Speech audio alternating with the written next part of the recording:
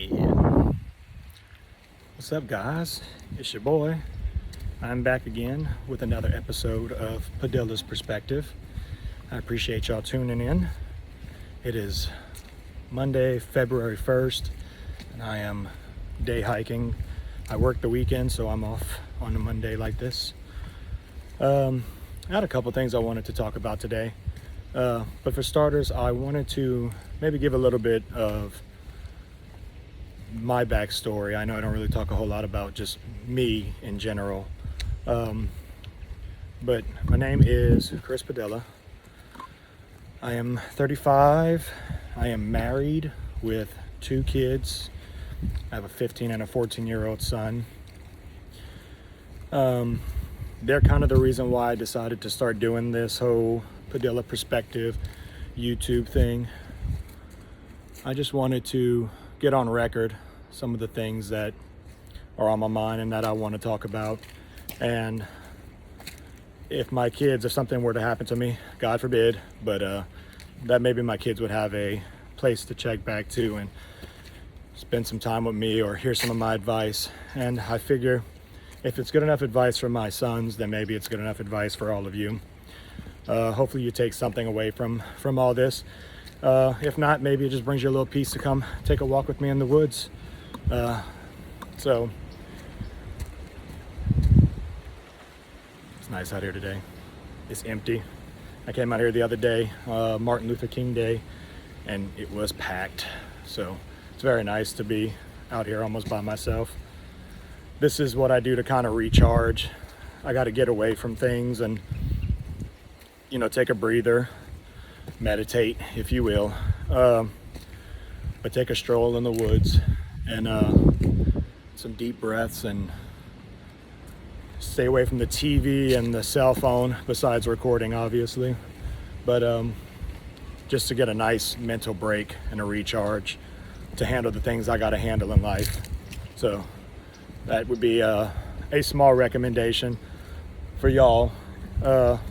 If you have a little hobby or something like that, use it to utilize as a method of peacefulness and a way to recharge. There's many ways to make it happen, but you owe it to yourself to make some time for yourself. It's not selfish to take some time for yourself and do what you want to do in a productive manner. I don't, sitting in front of Netflix and chilling all day is cool too, but get some peace, get outdoors, get some sun. All right, more later.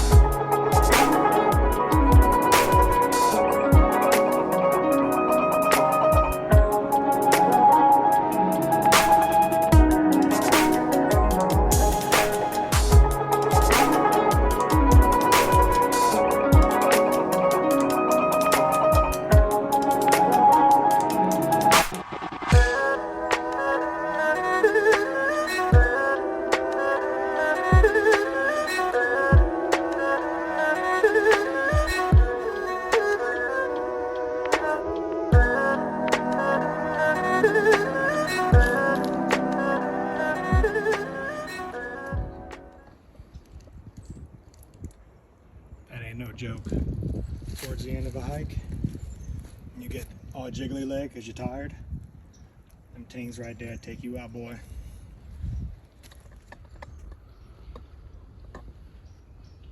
One of my more favorite parts of this hike is this cool little walkway bridge thing just right through the woods.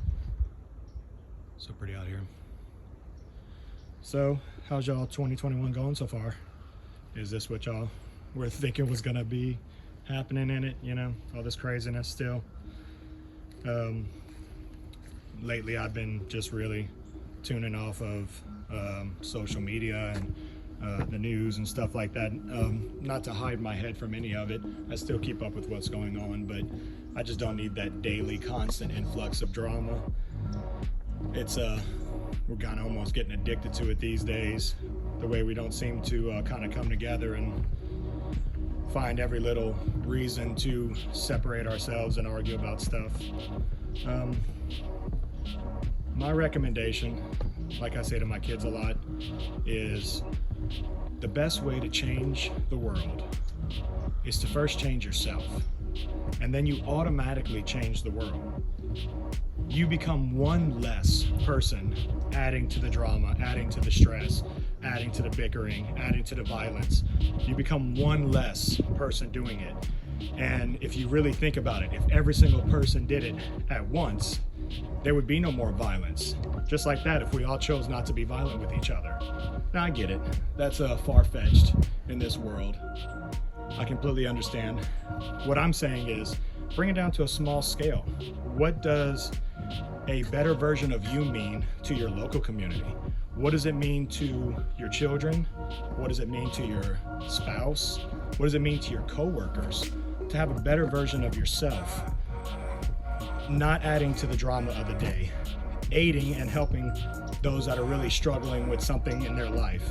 You know, we are in hard times. There are people that are really struggling a lot with everything that's going on. So how can we best aid the situation? And yes, bickering with people online, you may change a mind or two, probably not in a lot of cases. You know, rioting and protesting, it has its place to a safe degree. You know, voting, yeah, you know, you do what you feel like you need to do. But I just personally believe that the best way for us to change this world and make it a better place for us to live in, for our children to live in, and even if your goal is not to make the world a better place, don't you want to do this happier? Don't you want to do this lighter, more spacious? This is such a fortunate thing that we're in, these incarnations as humans. I don't think we should take it lightly. I don't think we should waste tons of time. I don't think we should spend it just being miserable. I mean, you're free to do it. Do whatever you want to do. This is just my recommendation, what I tell my boys. Best way to help this place, best way to help yourself and your loved ones is to work on yourself, is to work on that stress, work on that depression. I know it's hard. I know sometimes it's suffocating, but we have to put in the work. Breathe. Set your intentions. What are you thinking about? Your thoughts are aiding what's going on around you and the world you're creating for yourself. When you're calmer and you're more peaceful and you're more mindful of what you're thinking, your life's gonna lighten up. It's gonna get a lot better. I promise you. It did it for me. I used to be a very stressed person. I dealt with a lot of depression. I dealt with a lot at a young age. I had a lot on my shoulders. But after finding some practices like meditation, after understanding that a lot of why we feel is because of how we're thinking and what we're taking in. If you're taking in a lot of drama, then chances are that's gonna be what you see mostly. It's just so much drama, you're filled with it. If you're taking in peace, if you're taking in love, if you're being mindful that saying, I'm gonna have a good day today, you're setting the tone for that day. You're in a manner, manifesting is a term that they use to describe when you set your mind, when you set your intention to something, how you can almost make it occur.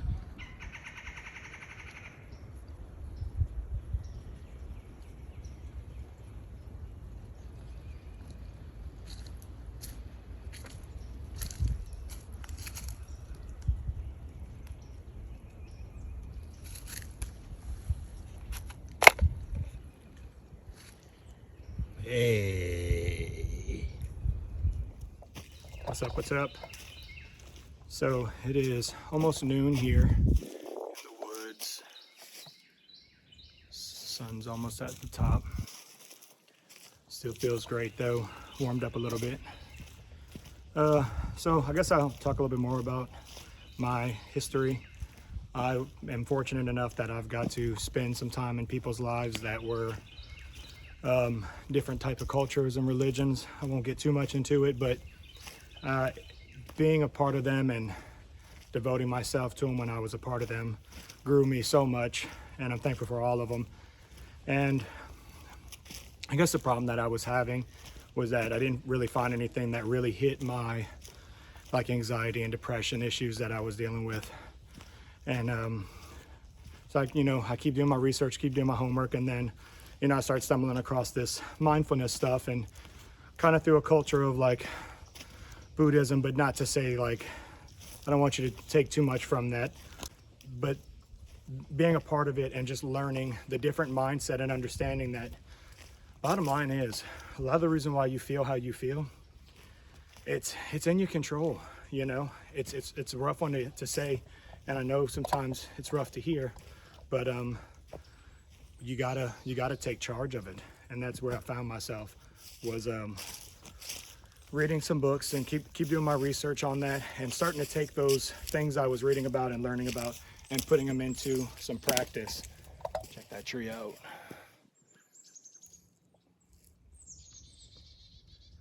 Pretty cool. And that's where I started my journey to where I'm at now, which was just really taking all these little tools I was learning about and applying them little by little. And at first it's just terribly hard, and then you start to get the hang of it, and some of the things that used to be difficult become easy, and you start building a faith in what you do.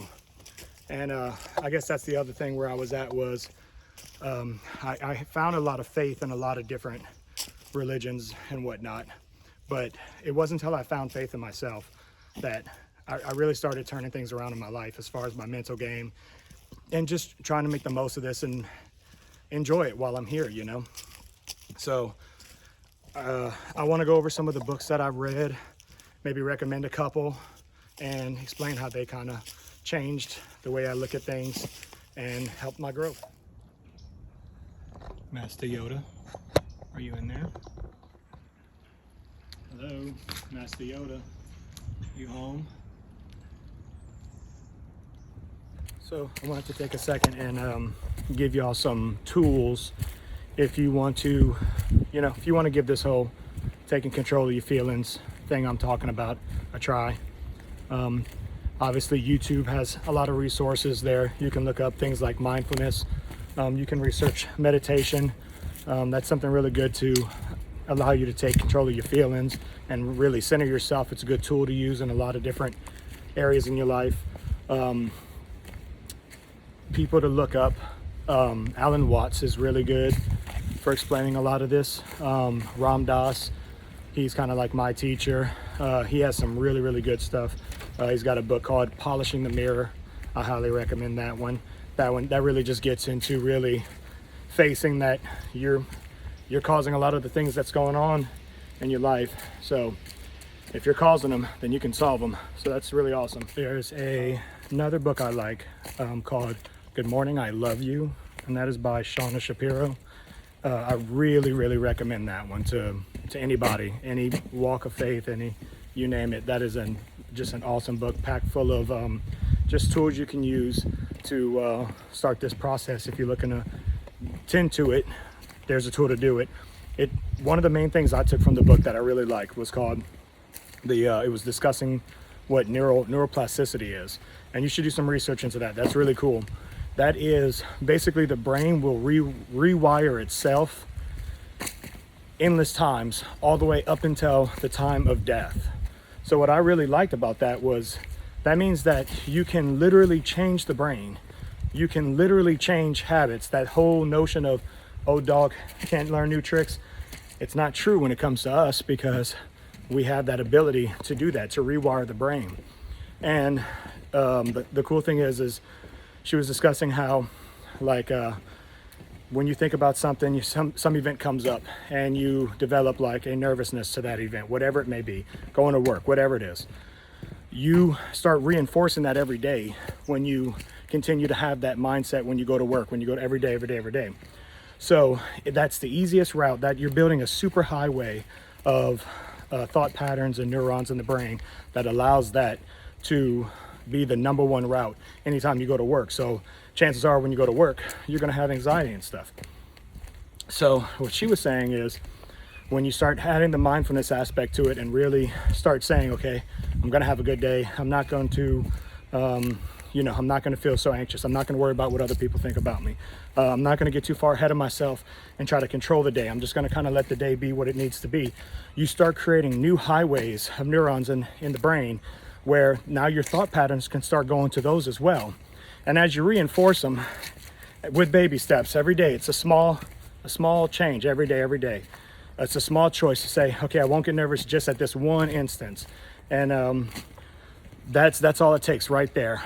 As you keep doing that, it builds, it grows. And then you can start handling these situations a lot better because you are literally rewiring the brain to do so. So whether it's needing to be calm, whether it's needing to be a lot less anxious, a lot less depressive, I think I really recommend that book. And if you don't even read the book, that's the gist of it in a good aspect, which is think about how you think about.